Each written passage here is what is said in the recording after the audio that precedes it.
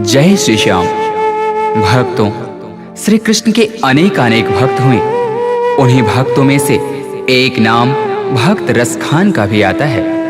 1558 ईस्वी दिल्ली में जन्मे सैयद इब्राहिम खान कृष्ण भक्ति की कविताएं लिखने के कारण कवि रसखान के नाम से प्रसिद्ध हुए। मुसलमान होते हुए भी कृष्ण भक्ति और उनके प्रेम की अविरल धारा प्रवाहित करने वाले रसखान के सवैये तो सचमुच रस के खान हैं। मानुस हों तो वही रस खाने, बसों ब्रज गोकुल गांव के ग्वारण। जौ पशु हों तो कहा बस मेरो, चरो नित नंद की धेनु मझारन। प्रस्तुत पंक्तियों में श्री रसखान जी ने मनुष्य और पशु हर जन्म में ब्रज भूमि में ही रहने की प्रार्थना की है। ऐसी क्या बात हुई जो कृष्ण की भक्ति रस में बहकर एक खान रस खान बन गया।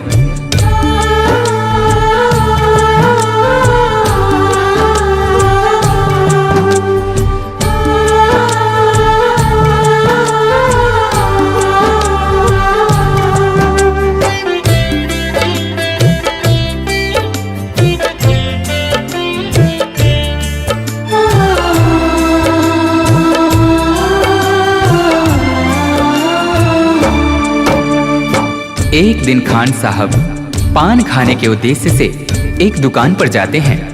तभी अचानक उनकी नजरें उस दुकान पर लगी बालकृष्ण की छवि पर पड़ती है। उन्होंने उस पान वाले से पूछा, भाई ये नन्हा सा बालक कौन है जिसका इतना कोमल शरीर परंतु इसके पांव में एक जूते तक नहीं? ये जिस जमीन पर खड़ा है वो कितनी खुरदरी है। तभी पान वाले ने कहा, भाई खान साहब इसका नाम श्याम है और अगर इसके इतने ही फिक्र है तो आप ही इसके लिए जूते बना कर लाइए ना। ये बात खान साहब के हृदय को छू गई। फिर क्या था, दूसरे ही दिन हाथों में नन्हे श्याम के चरण पादुका लिए वे उसी पान वाले से पूछते हैं, बताओ कहाँ मिलेगा श्याम, बताओ कहाँ मिलेगा श्याम, बताओ कहाँ मिलेगा श्याम, बताओ कहाँ मिलेगा श्याम। चरण पादुका लेकर सबसे, चरण पादुका लेकर सबसे पूछ रहे रस खान, बताओ कहाँ मिलेगा श्याम, बताओ कहाँ मिलेगा श्याम।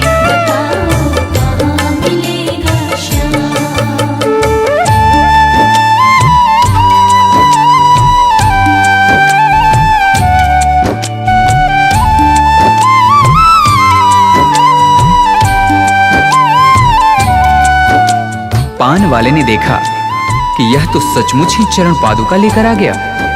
उसने अपना पल्ला झाड़ते हुए कहा, देखो भाई यह नन्हा बालक यहाँ तो तुम्हें नहीं मिलेगा, शायद कहीं और मिल जाए। जाकर किसी दूसरे से पूछते क्यों नहीं। उस नन्हे श्याम की सूरत को अपने दिल में बसाए खान साहब चल पड़ते हैं और रास्ते में आने जाने वाले हर व्यक्ति से पूछते हैं, वो नन्हा सा बालक है, सांवली सी सूरत है, बाल घुंघराले उसके, पहनता मोर मुकुट है।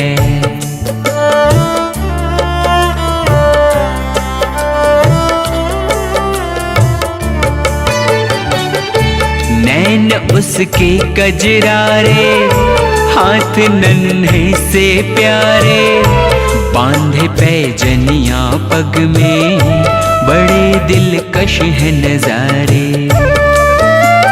घायल कर देती है दिल को, घायल कर देती है दिल को, उसकी एक मुस्कान, बताओ कहाँ मिलेगा श्याम,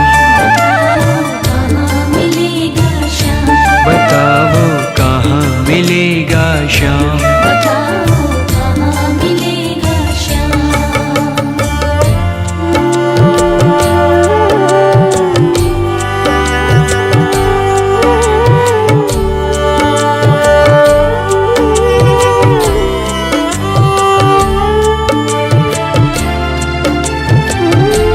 तभी एक व्यक्ति जो रसखान जी को काफी समय से देख रहा था, वो उनके पास जाकर सारी बातों को सुनने के पश्चात उनसे कहता है, समझ में आया जिसका पता तू पूछ रहा है, वो है बांके बिहारी जिसे तू ढूंढ रहा है।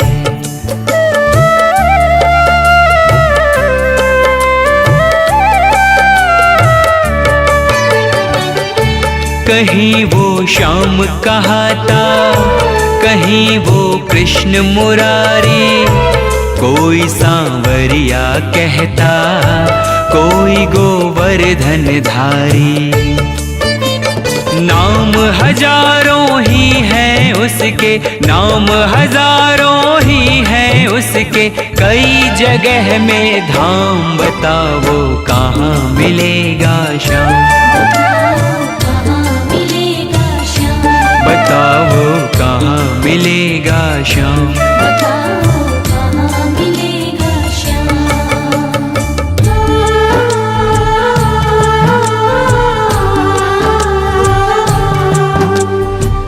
उस भले व्यक्ति ने खान जी को वृंदावन जाने को कहा।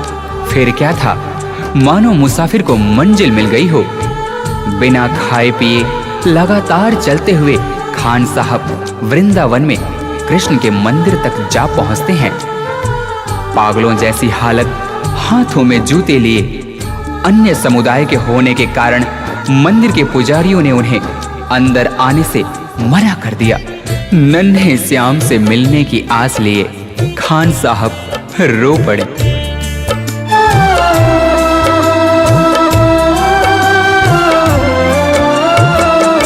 मुझे ना रोको भाई, मेरी समझो मजबूरी, शाम से मिलने दे दो, बहुत है काम जरूरी।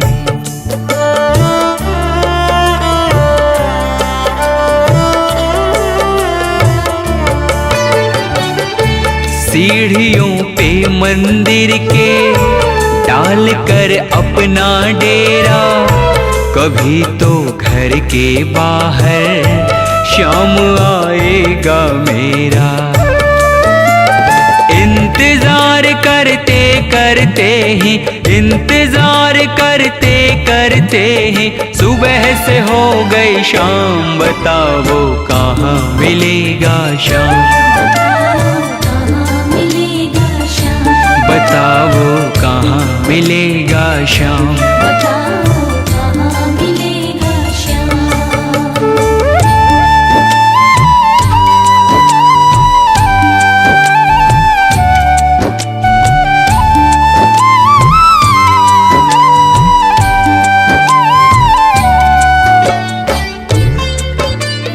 खान साहब के मन में नन्हे श्याम से मिलने की आस थी। इसी विश्वास के साथ वे वही मंदिर की सीढ़ियों पर रात भर बैठे रहे। जाग कर रात बिताई, भोर होने को आई, तभी उसके कानों में कोई आहट सी आई।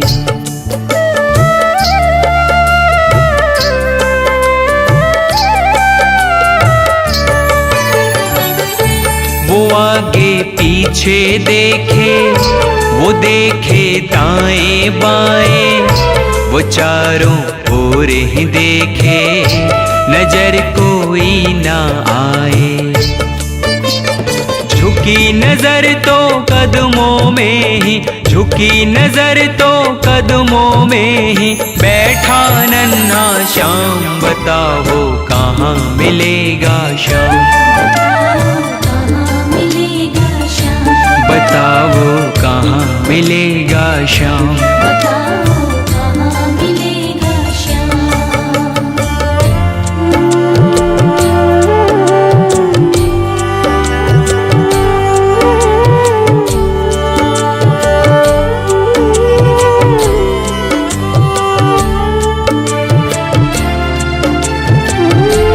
उस नन्हे श्याम की जैसी छवि भक्त खान जी ने अपने हृदय में बसाई थी, ठीक वैसी ही उन्होंने अपने सामने पाया।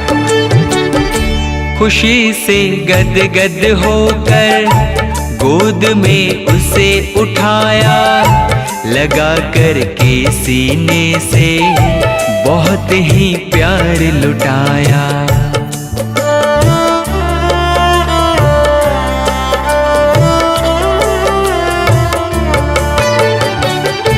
पादुका पहनाने को पाँव जैसे ही उठाया, नजारा ऐसा देखा कलेजा मुंह को आया।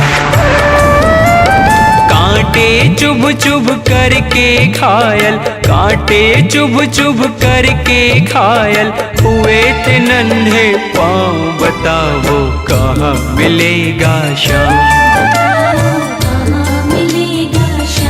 बताओ कहाँ मिलेगा श्याम।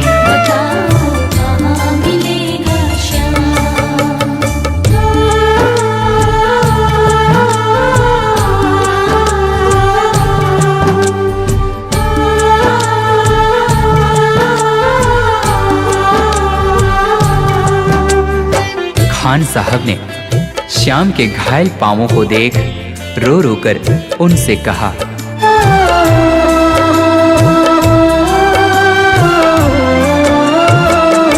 खबर देते तो खुद ही तुम्हारे पास में आता, न पग में छाले पड़ते न चुभता कोई कांटा। परंतु उस मूर मुकुटबंसी वाले ने मुस्कुराते हुए खान जी से कहा, छवि जैसी तू मेरी बसा के दिल में लाया, उसी ही रूप में तुमसे यहाँ मैं मिलने आया। गोकुल से मैं पैदल आया, गोकुल से मैं पैदल आया, तेरे लिए ब्रजधाम भाव के भूखे हैं भगवान, भाव के भूखे हैं भगवान।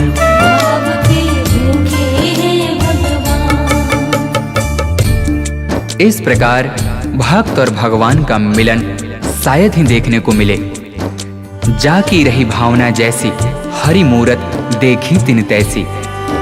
कन्हैया ने कहा, हे भक्त, आपने मुझे बाल रूप में खाली पांव देखा था उन पथरीली रास्तों पर, तभी तो मैं उसी अवस्था में आपसे मिलने के लिए गोकुल से वृंदावन पैदल दौड़ा आया हूँ। आपके हाथों से चरण पादुका पहन मुझे त्रिलोक की सारी खुशियां मिल गईं। श्याम की बातें सुनकर कवि वो हुआ दीवाना, कहा मुझको भी दे दो अपने चरणों में ठिकाना। तभी से खान जी श्याम नाम के भक्ति रस में ऐसे डूबे कि उन्हें रस खान के नाम से जाना गया। तू मालिक है दुनिया का ये मैंने जान लिया है, लिखूंगा पद तेरे ही आज से ठान लिया है। श्याम प्रेम रस बरसा सोनू, श्याम प्रेम रस बरसा सोनू, खान बनारस खान भाव के भूखे हैं भगवान, भाव के भूखे हैं भगवान। कांटों पर चल कर के रखते, कांटों पर चल कर के रखते अपने भगत का मान, भाव के भूखे हैं भगवान, भाव के भूखे हैं भगवान, भाव के भूखे हैं भगवान, भाव के भूखे हैं भगवान।